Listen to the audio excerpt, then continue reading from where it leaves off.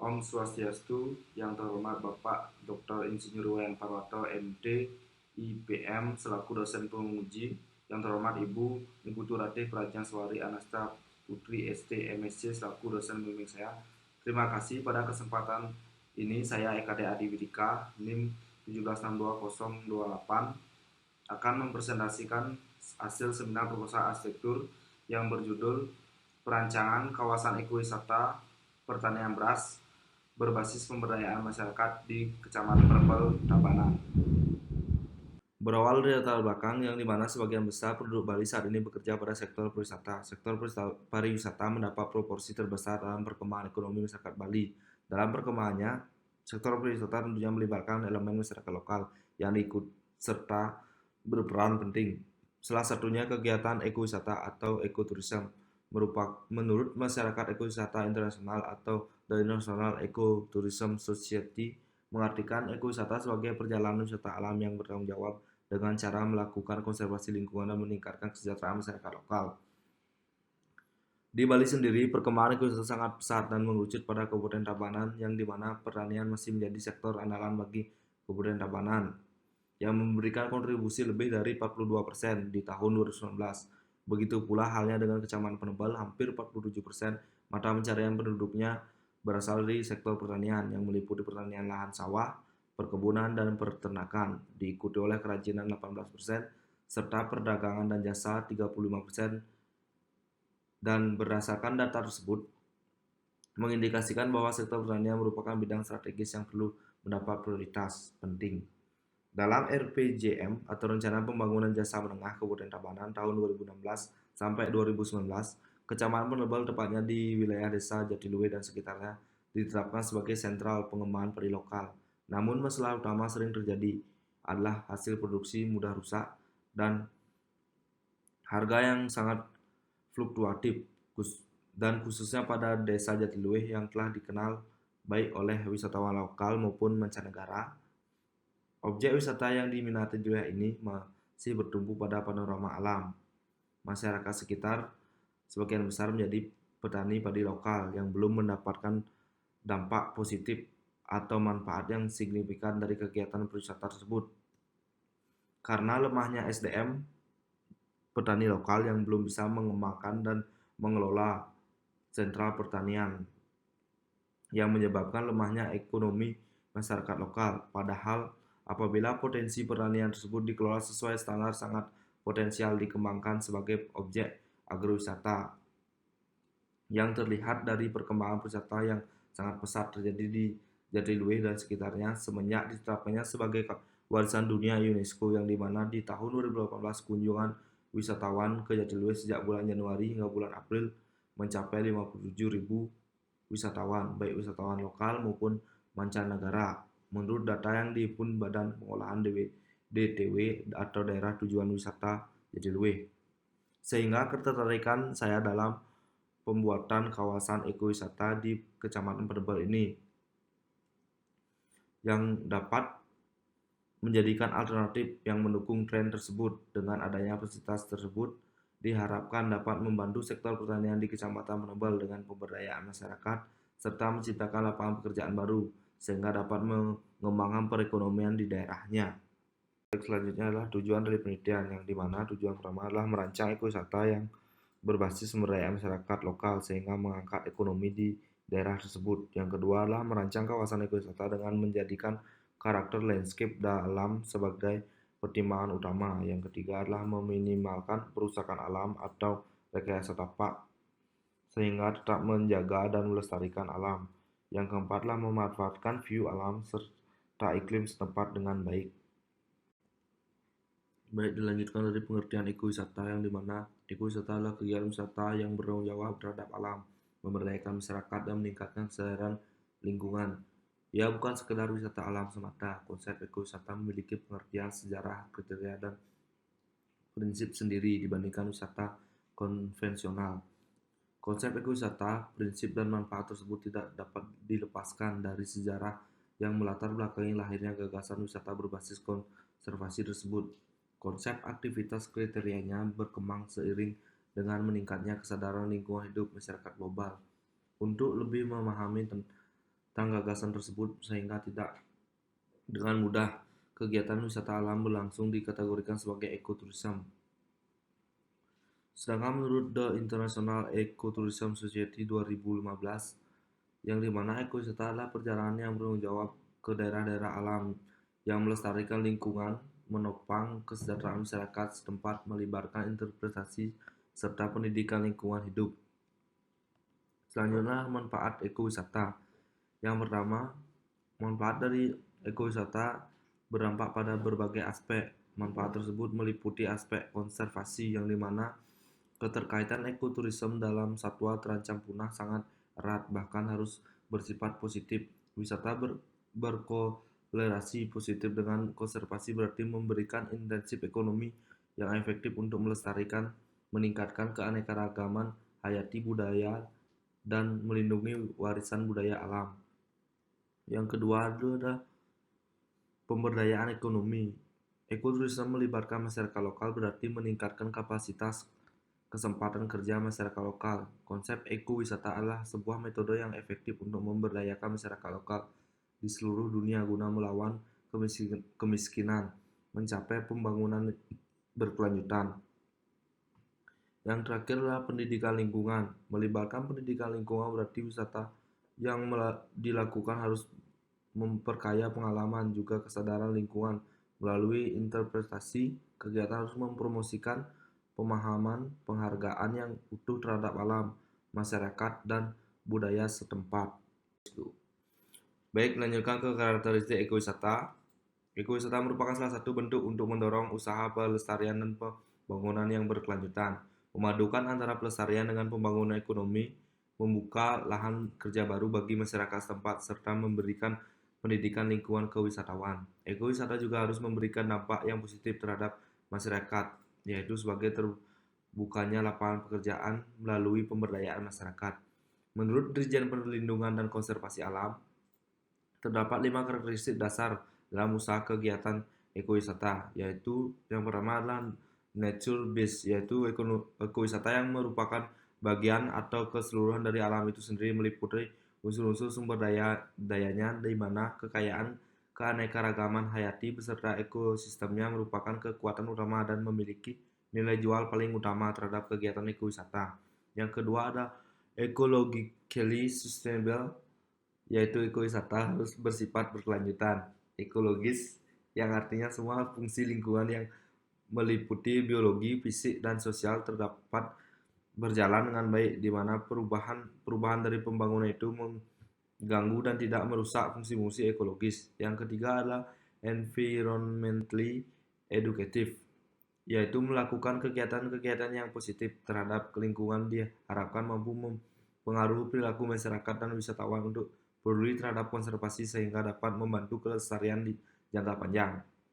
Yang keempat adalah bermanfaat bagi masyarakat setempat, yaitu melibatkan masyarakat dan kegiatan ekowisata diharapkan dapat memberikan manfaat bagi masyarakat baik secara langsung maupun tak langsung. Yang kelima adalah kepuasan wisatawan, yaitu kepuasan terhadap fenomena-fenomena alam yang didapat dari kegiatan ekowisata dapat meningkatkan kesadaran dan penghargaan terhadap konservasi alam dan budaya setempat.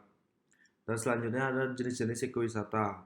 Berdasarkan objek yang menjadi elemen utama perjalanan wisata, ekowisata terbagi menjadi dua jenis, yaitu ekowisata alam dan ekowisata budaya, yang dimana ekowisata alam adalah ciri-cirinya adalah dapat disaksikan secara bebas seperti pemandangan alam, flora, fauna, dan vegetasi hutan.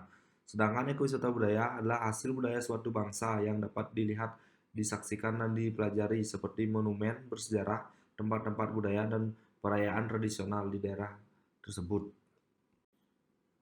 Baik, dilanjutkan ke studi kasus, di mana saya mengangkat 3 studi kasus yang diawal dari yang pertama adalah Secret Garden, di mana Secret Garden Feeling merupakan kompleks destinasi wisata yang berada di kawasan Luwus Bedugul dengan mengusung konsep baru, yaitu Edu Vacation.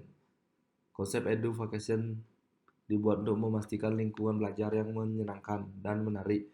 Ia lahir dari ide berbagai ilmu dan pengalaman dalam bingkai garis sejarah, mengungkapkan rahasia suci yang belum pernah terungkap sebelumnya. Terletak di atas tanah seluas kurang lebih 35.000 meter persegi, letak di Jalan Raya Denpasar kilometer 36 Luwus, Tabanan. Tempat ini hanya berjarak 1 jam dari Bandara Internasional Ngurah Rai.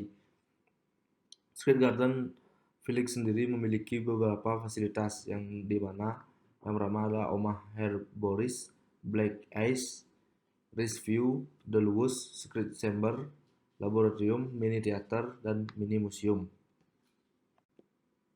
Yang kedua adalah Rumah Atsiri yang dimana terletak di Jalan Watu Sambang, Plumbon, Tawang, Mangu, Kabupaten Karanganyar, Jawa Tengah, yang dengan luas area sekitar 2,3 hektar, yang dibangun oleh arsitek tim 3 Studio Kita, yang dimana memiliki fasilitas taman koleksi, museum, rumah atsiri aromaterapi atau spa, rumah atsiri lab, rumah atsiri shop, rumah atsiri rosti cafe, restoran, meeting room, area service, rumah atsiri coffee shop, rumah atsiri product house, fasilitas MICE, dan di mana rumah atsiri ini mengusung tema modern yang terlihat dari fasadnya, menerapkan gaya modern dengan penggunaan warna yang datar atau netral, yaitu warna putih, dengan membuat bangunan ini terkesan ramah.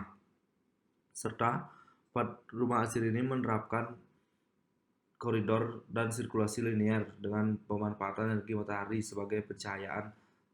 Terlihat pada langit-langit koridor yang berisikan celah untuk memasukkan sinar matahari. Dan rumah atsiri ini didesain dengan bukaan yang lebar, yang digunakan untuk merespon cuaca sekitar dan menangkap atau memanfaatkan sinar matahari sebagai pencahayaan alami. Selain daripada itu, bukaan yang lebar dimanfaatkan untuk menyelaraskan dan menghubungkan antara ruang luar dan ruang dalam. Baik, studi kasus yang ketiga itu berada di Munduk Farm. Agrowisata Munduk Farm ini merupakan agrowisata yang berada di Jalan Munduk Sari, Desa Munduk, Kecamatan Banjar, Beleleng, di mana yang lebih penekanan ke pertanian. Namun hasil pertanian ini hanya digunakan untuk bahan pangan di restorannya. Munduk Farm ini dibangun di atas lahan seluas 3 hektar yang memiliki fasilitas restoran, meeting area, hunian, villa, spa, taman, dan gudang pangan. Di mana pada fasilitas pertanian pengunjung dapat langsung menikmati fasilitasnya dengan belajar menanam dan memetik langsung di perkebunan, dan ada fasilitas restoran yang digunakan untuk mengolah bahan yang setelah dipetik dari perkebunan tersebut, dan terdapat fasilitas meeting room. Pada fasilitas meeting room ini fasilitas terbuka untuk umum yang bisa disewa, dan penekanan arsitekturnya yang dibuat pada lebih ke rumah joglo yang penekannya kepada fasad yang terbuka. Dan terdapat fasilitas spa, namun fasilitas spa ini lebih ditekankan pada fasilitas pendukung dari fasilitas hunian villa di Munduk Farm ini. Baik, selanjutnya karakteristik pengguna, yang dimana karakteristik pengguna ini akan dibedakan berdasarkan pembagian kelompok pengguna yang terdiri dari kebutuhan, usia, dan perilaku dari penggunanya. Yang pertama dari usia, ada usia balita. Yang kedua anak-anak usia 6-12 tahun, usia remaja 18 tahun sampai 25 tahun, dewasa usia 25 tahun sampai 55 tahun, lansia usia 55 tahun sampai 70 tahun. Yang berdasarkan aktivitas, ada aktivitas belajar, rekreasi, dan kegiatan ekonomi. Pengunjungnya sendiri dibagi dua, yaitu wisatawan domestik dan wisatawan mancanegara. Baik, selanjutnya adalah tinjauan lokasi perancangan, yang dimana lokasi perancangan ini berada di Kabupaten Tabanan, Kecamatan Penebel. Kenapa di Kecamatan Penebel? Karena mengingat proyek ini adalah kawasan ekowisata pertanian beras, sehingga lokasi harus berada dekat dengan daerah persawahan sehingga menunjang dari proyek yang akan dibangun. Dan mengingat proyek ini juga menitik beratkan kepada pelestarian lingkungan dan konservasi terhadap lingkungan sekitarnya. Dan diharapkan pembangunan kawasan ekowisata ini mampu menciptakan keselarasan dan mengurangi dampak negatif terhadap lingkungan tempat terbangunnya nanti. Dan yang terpenting, pembangunan kawasan ekowisata ini mampu mendukung perkembangan ekonomi masyarakat setempat dan juga mengenalkan objek wisata yang ada di daerah Penebel, Tabanan. Baik, selanjutnya akan menjelaskan usulan konsep dasar yang dimana usulan konsep dasar ini mempertimbangkan beberapa pertimbangan, di antaranya adalah latar belakang yang dimana laju berwisata sangat pesat, namun petani lokal tidak mendapatkan manfaat positif dari kegiatan pariwisata tersebut.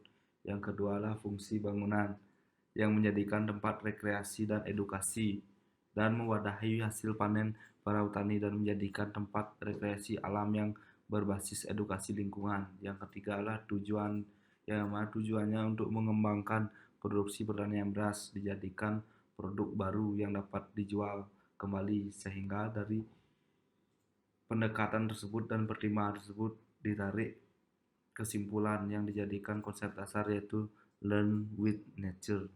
Diam ya.